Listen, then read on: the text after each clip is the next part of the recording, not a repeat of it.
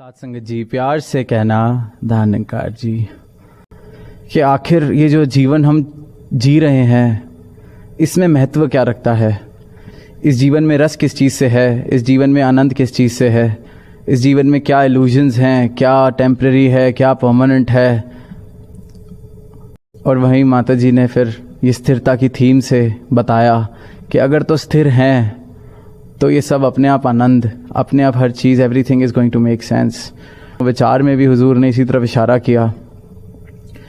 तो दास जो पर्सनली एक बात फील करा पूरे इस दौरान कि जो रियलाइजेशंस की हम बात कर रहे हैं, तो इसमें सबसे बड़ी रियलाइजेशन क्या है कि करता तो ये निरंकार है, करण करावन हार तू। ये जो भी रचना रची है इस प्रभु परमात्मा की रची रचाई है।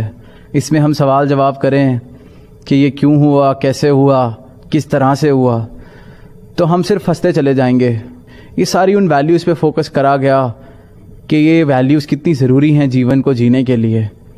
बात सिर्फ समझने वाली ये है कि जब मेरे सदगुरु ने मुझे निरंकार का बोध कराया और ये कहा कि ये ही करता है, इसके करे बिना पत्ता नहीं हिल सकता, तो बस इस विश्वास के साथ जब जीवन जी रहे हैं, इस एहसास के साथ जब जीवन जी रहे हैं कि जो सब कुछ हो रहा है इस निरंकार प्रभु की रज़ा में हो रहा है, और जो हो रहा है बेहतरी के लिए ही हो रहा है। ये जो सदगुरु माता जी के आदेश हमें मिलते रहे, विचार हमें सुनने को मिलती रहे। कितनी ऐसी न्यूज़ मिली कि घर पे ज़्यादा समय बिताना पड़ गया तो कुछ रिश्तों में दूरियां आ गईं।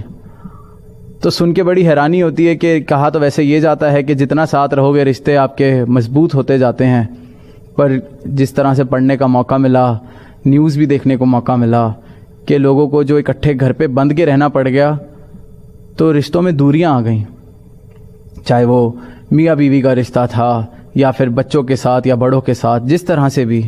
तो ये क्यों, इसके पीछे कारण क्या है? क्यों हम मानव हो के भी मानव अपने रिलेशंस नहीं निभा पा रहा है? तो अरदास तो ऐसे मौके पे यही बनती है कि हमें ये एहसास हमेशा बना रहे कि हम अगर इंसान हैं, मानव हैं, तो किसी वजह से मानव हैं। अगर हमारे अंदर से वो बात निकाल ली जाएगी, वो गुण निकाल लिए जाएंगे, तो फिर हम मानव कहलाने लायक नहीं बचते। एंड दी अदर रियलाइजेशन, जो दूसरी रियलाइजेशन साथ संग, जो सबसे बड़ा जीवन का एक हम अपना अगर थंब रूल बना लें कि सदगुरु से बड़ा दातार है ही नहीं, इनसे बड़ी शक्ति कोई है ही नहीं। ये चाहें तो कुछ भी कर सकते हैं, तो जो हो रहा है इनकी रज़ा में ही है।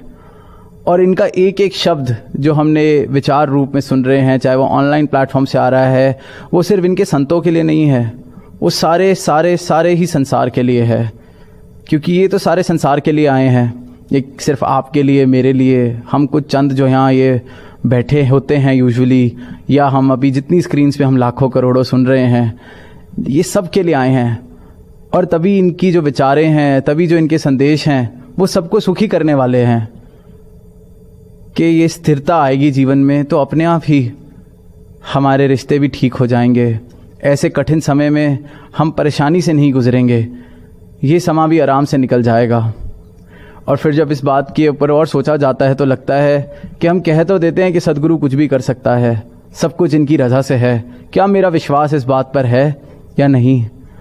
पर समझने वाली बात यह है कि ये जो रचा जाता है, ये जो रचना रची जाती है, चाहे हम इसको समागम कहते हैं या और भी सत्संग, टूर्स, या जो दर्शन सदगुरु माता जी हमें देते हैं, या युगों युगों से सदगुरु ने अपनी वाणी इस तरह से कही, इस तरह से लिखी कि ये मानव समझ सके, वो इसलिए है क्योंकि इनके मन में हमारे लिए करुणा है, दया का भाव है कि इनको समझाने के लिए, इनको बताने के लिए इनकी तरह बात करनी पड़ेगी, उस भाषा में कहना पड़ेगा जिससे ये बच्चे समझ सकें।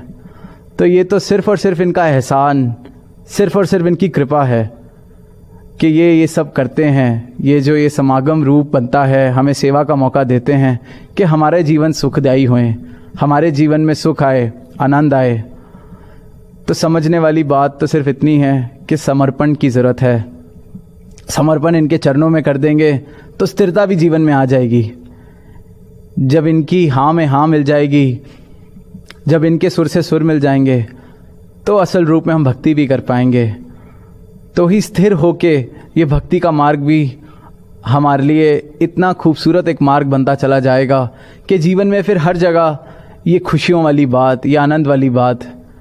तो अरदास अपनी लिए भी और सारी साथ संगत से और सदगुरु माता जी के चरणों में कि हम सबको आप जी ऐसा विश्वास, ऐसा समर्पण का भाव दो कि आप जी के चरणों में हम समर्पित रह सकें। आप जी के चरणों में इस तरह से समर्पित हों कि आप जी का जो भाव आए उसको हम समझ सकें, जीवन में अपना सकें, किंतु परंतु की कोई जगह ना बचे।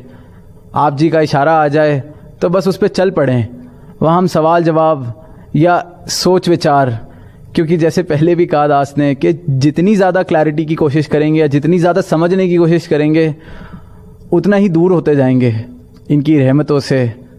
बस एक बार ही सरेंडर करके let's just flow with Nirankar, let's just flow where and realize that it is our Sadguru's grace that we are all here smiling and seeking these blessings।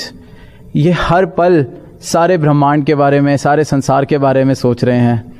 हमें कहने की ज़रूरत नहीं है कि आप जी सुख दो, आप जी आशीर्वाद दो, वो तो हर पल ही दे रहे हैं।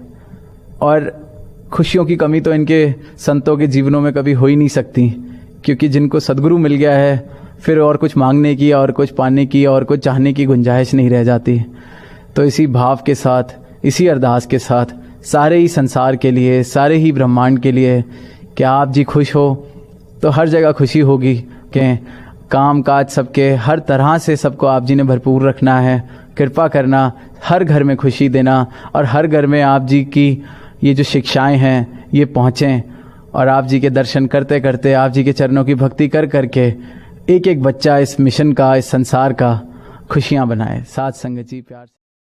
ज्ञानदीप निरंकारी यूट्यूब चैनल में आपका स्वागत है। दास आप सभी महापुरुषों के पावन पवित्र चरणों में धन निरंकार करता है।